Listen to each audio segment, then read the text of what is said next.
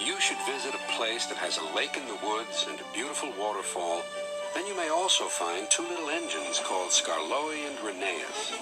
The engines know everybody, and everybody knows them.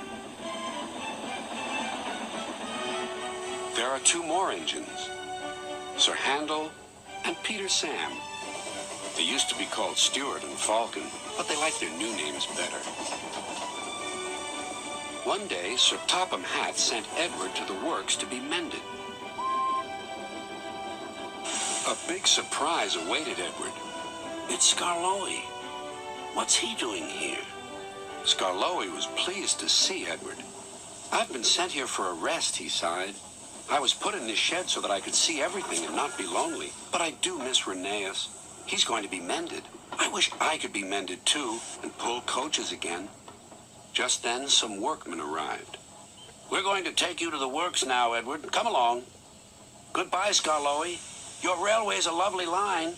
Oh, it is, it is. You've cheered me up, Edward. Goodbye.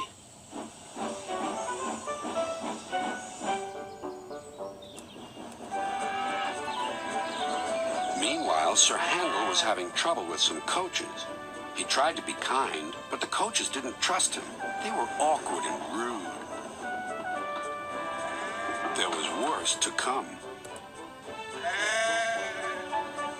Some careless sheep had strayed onto the line. He's bumped us, screamed the coaches. Let's get back at him. They surged into Sir Handel and pushed him off the rails. No one was hurt, but Sir Handel limped sadly to the shed.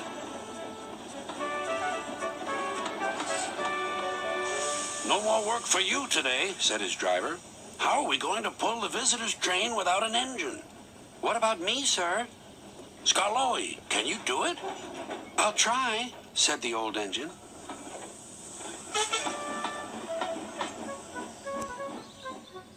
The coaches stood at the platform. I'm ashamed of you, scolded Skarloey. You might have hurt your passengers. The coaches quivered. We're sorry, Skarloey. The conductor blew the whistle, and their journey began.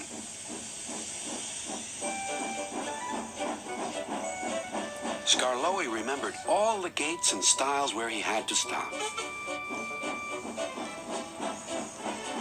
The sun shone, the rails were dry. This is lovely, sang Skarloey.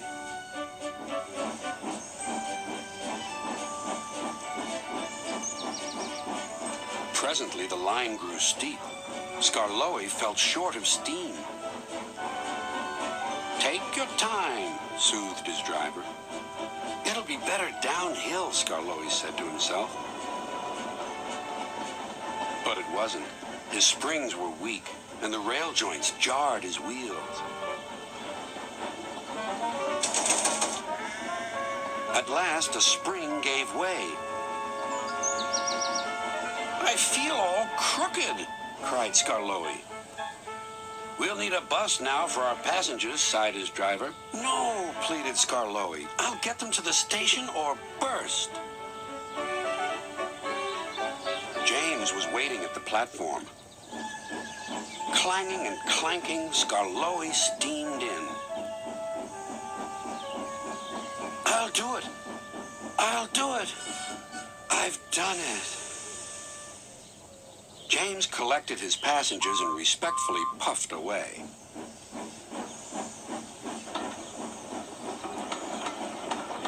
Everyone was pleased with Skarloey, but he was still worried. Old engines can't pull trains like the young ones can. They can if they're mended, Old Faithful, smiled his driver. And that's what's going to happen to you. You deserve it.